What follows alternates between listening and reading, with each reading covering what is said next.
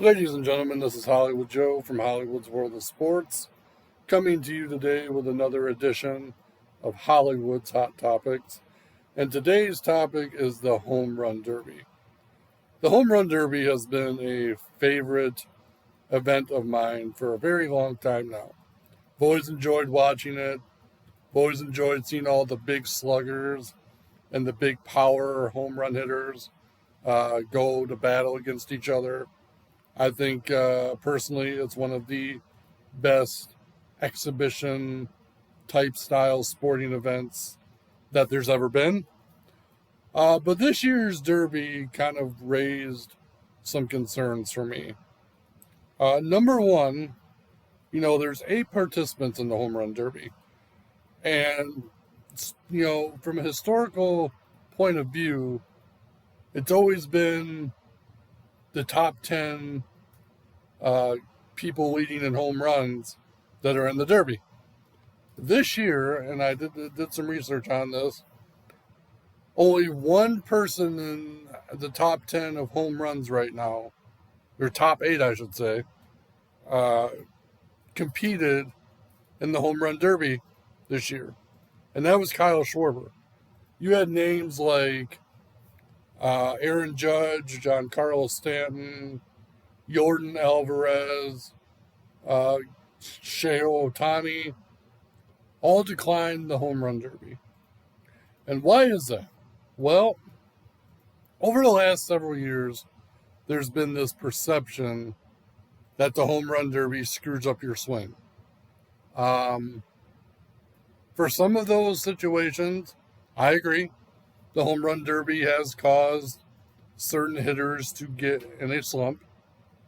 I have no doubt about that. But in other cases, the Home Run Derby has actually helped guys catch on fire after the All-Star game.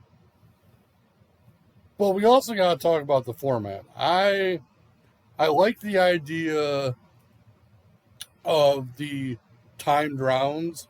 So like 3 minutes a round, you add extra time if you hit far home runs, which I think is cool.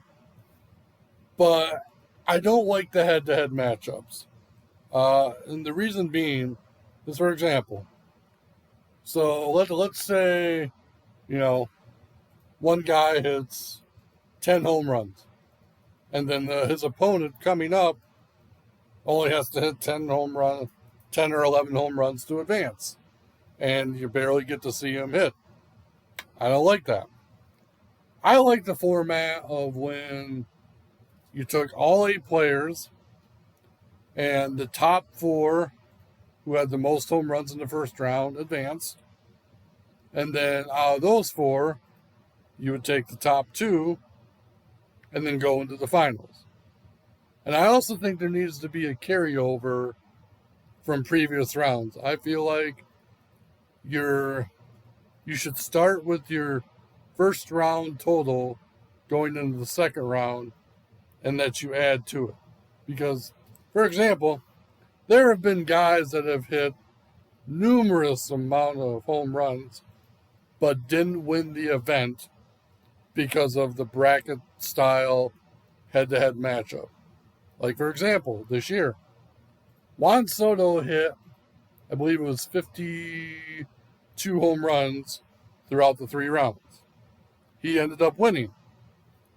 Well, Julio Rodriguez hit 81 home runs through the 3 rounds.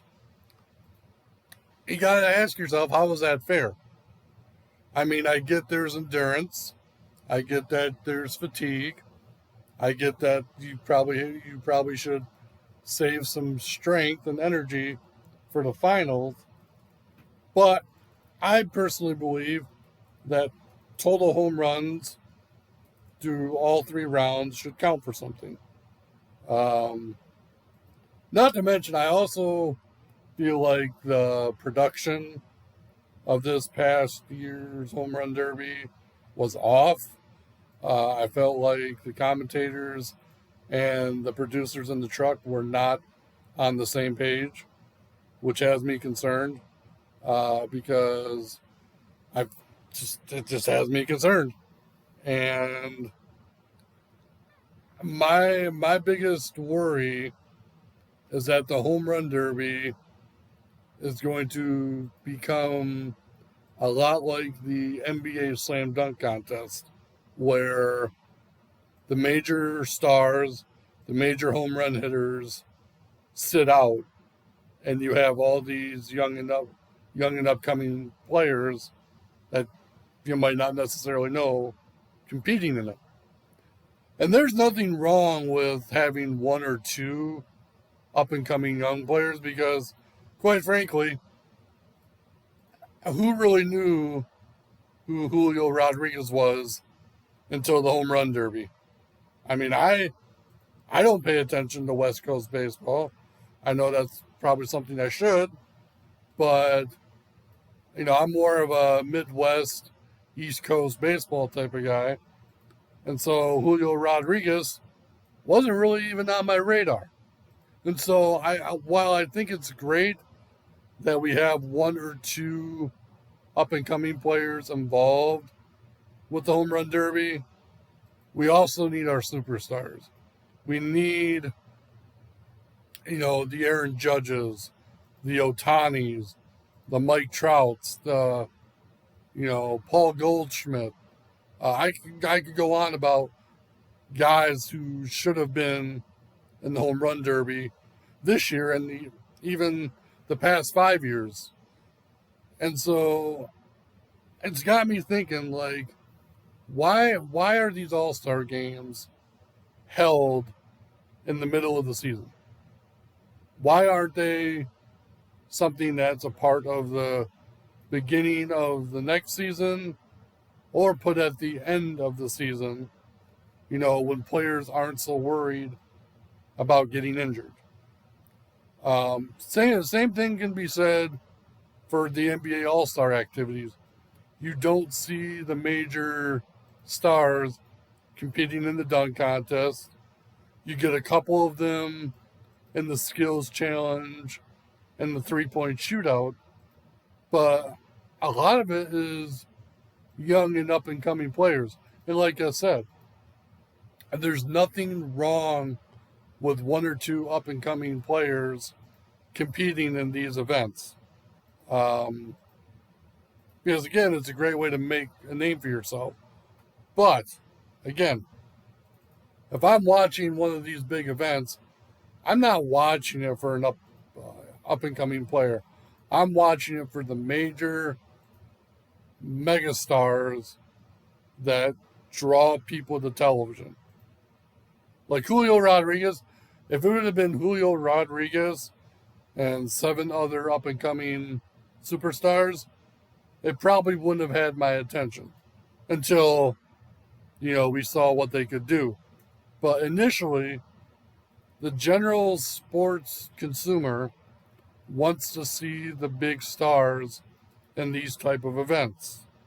And so I really, really think there needs to be some changes to the All-Star festivities, not just in baseball, but I have felt that way about basketball for a long time. Offer up more money for the winner of the event, give out bonuses to those who compete, something that will encourage these superstars to compete in these events more. Because like I said, I've always loved the home run derby, but I feel like as each year passes, the big stars are becoming less inclined to compete in the derby. And it's the same way with basketball. When the slam dunk first was going on, you saw all the big stars entering the dunk contest, like Michael Jordan, Dominique Wilkins, Kobe Bryant, Vince Carter, all those guys. All those guys competed. But for some reason, as time has gone on, the big stars have not competed in the dunk contest. So again, I do not want to see the home run derby go down the same path and head towards the same trend as the slam dunk contest, because it's not going to draw viewership. It's not going to draw interest. Now, next year, if Julio Rodriguez enters the home run derby on his home field, that will draw interest because of how he performed this year. But you're not going to always have up and comers who can do what Julio Rodriguez did this year. It's impossible. I mean, even some of the big megastars. I mean, Schwarber had a hard time last night. Jose Ramirez, struggled last night. So even the megastars that you're tuning in to see are going to have their struggles too. But people are looking for name value. People want name value when watching special events like this. So, that's just my concerns about, where the home run derby is headed. I still think the All-Star game is fine the way it is. This year's been kind of weird because I almost feel like there's been more replacements added than the actual number of people who were voted in. But that's just the way it goes. So, that's just my thoughts on it. I'm curious to hear what you guys think about the home run derby and the presentation and the format of it, because I would like to see some changes. Again, I would like to see the head-to-head bracket style stuff be eliminated and have it be, based on total home runs for each round. To me, that's just the most logical way to go at this point. And I think it's the fairest. That's the word, fairest. I think it's the most fair way to go. Because, again, there's been a few guys that have smashed some home runs and didn't win the Derby overall. So that's just my take on it. Let me know what you guys think. But for now, be sure to check me out on HollywoodsWorldOfSports.com, as well as Facebook, Twitter, YouTube, you name it. I'm probably on it. But for now, I'm out. Hope you all have a great day. And remember, controversy doesn't come without criticism.